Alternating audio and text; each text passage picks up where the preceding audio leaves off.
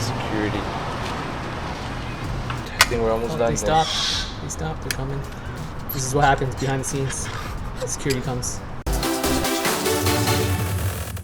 Hello everyone, welcome to another video. My name is Mario So, and in today's video, I wanted to put to the test the video capabilities of the Fujifilm GFX 100S, the 102 megapixel monster of a camera. Let me into my zone, let me into my zone, let me into my zone, please don't let me into my zone, let me into my zone, let me into my zone, please don't let me into my zone, let me into my zone, let me into my zone, let me into my zone, please don't let me into my zone, let me into my zone, let me into my zone, let me into my zone, please don't let me into my zone, let me into my zone, let me into my zone, let me into my zone, please don't let me into my zone.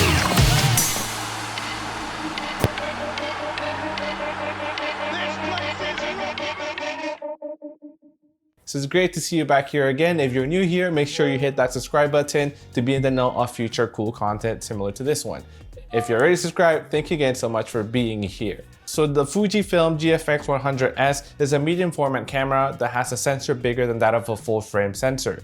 And this one in particular has 102 megapixels, which is insane. And I talked a little bit more about this camera from a Sony user's perspective in a previous video. So I'll link it up here if you want to check that out. But in today's video, I wanted to talk about sort of my process of creating this video and the things that I liked and I didn't like about the Fujifilm GFX 100S when it comes to shooting this type of video. Medium format Fuji GFX 100S. So it's actually a 100 megapixel sensor camera. It's mostly for photo, but we're going to try to do a cinematic B-roll with this camera. The autofocus is pretty terrible, but let's see. I'll probably toggle between autofocus and manual focus, but yeah, you'll see the results. This, it's atmosphere aerosol. It gives you a nice smoke without the smoke machine.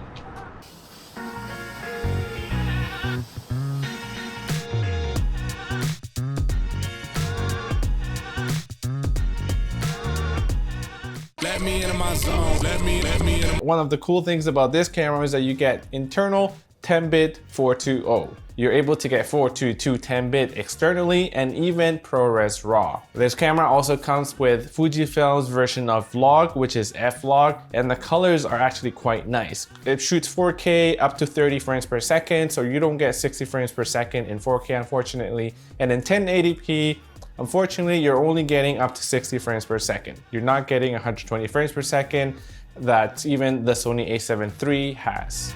Right? That, when I say go, you're gonna look up and look into the camera like that. And then look up. Look up like that. And then like to the camera like it's game time. Yeah.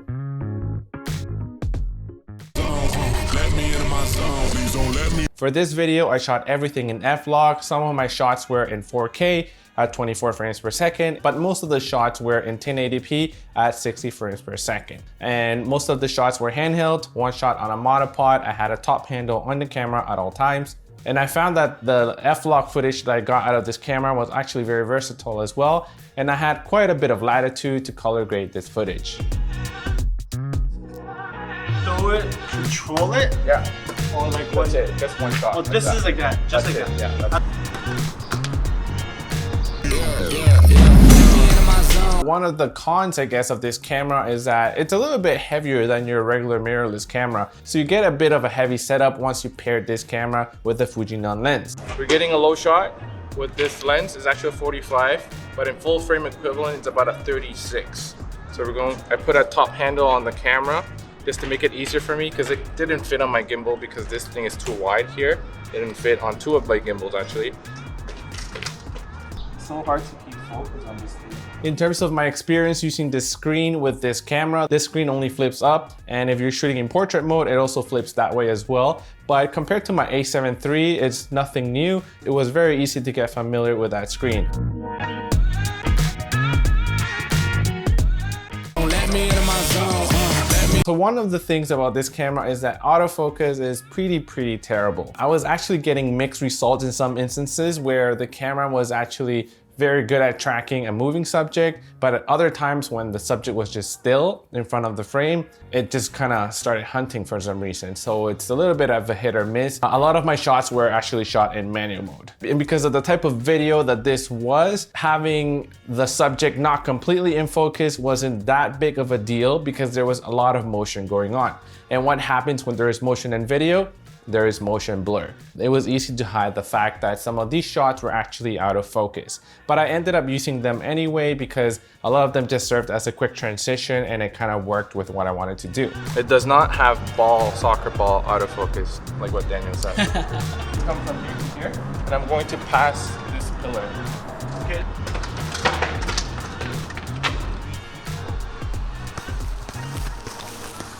Let me in my zone. Let me in my zone. My advice would be if you're shooting video with this camera is to nail your focus first and switch it to manual focus just to prevent the camera from focus hunting. Yo, do it again. I forgot to press record. So I didn't press record. My zone. Let me in my zone. Security.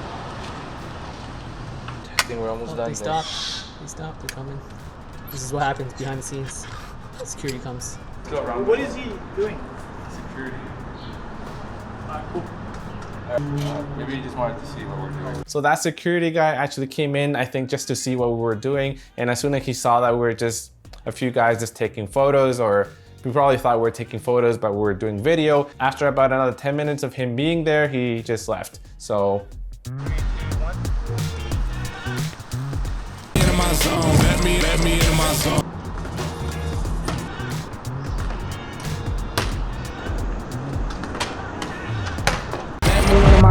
Please don't let me in my zone.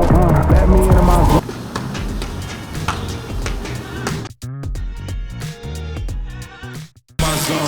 Let me in my Ball? Right there. Kick your far actually. Whoa! I'm telling you, it's just gonna go crazy.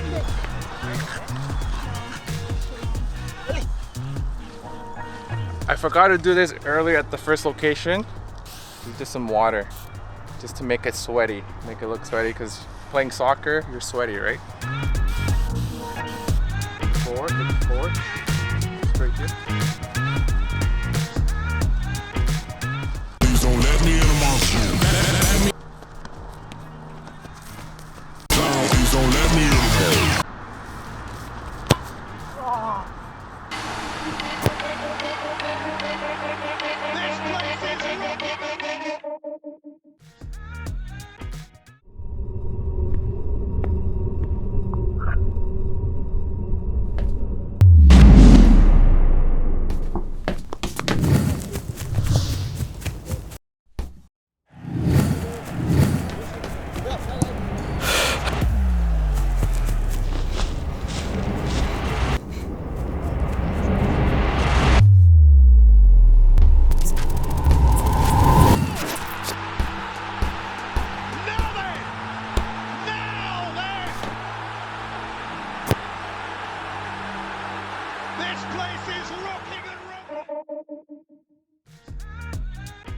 Let me in my zone. Let me in my zone. Let me in my zone. Please don't let me in. Let me in my zone. Let me in my zone.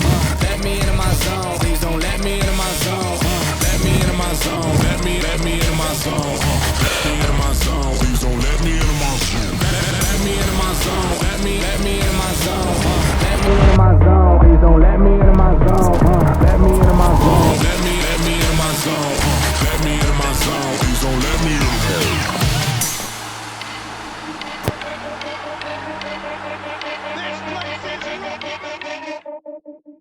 All in all, I think that this camera is a very good camera for stills. But if you shoot mostly video, then I don't think this camera might be the one for you. I do think that this is primarily a photo-centric camera with the occasional video needs. But overall, I had a lot of fun trying this out. I don't think I would be using this camera for these type of videos in the future, but it was fun to put this camera to the test in these shooting scenarios. So that's it for today's video. I hope you enjoyed the behind the scenes and maybe you picked up a trick or two. If you enjoyed this video, please hit the like button. and subscribe if you haven't already. That would be greatly appreciated. And let me know in the comments below what your favorite shot was. And if you're still watching, here are 2 other videos you could check out next. And that's it for today, guys. I'll see you next time.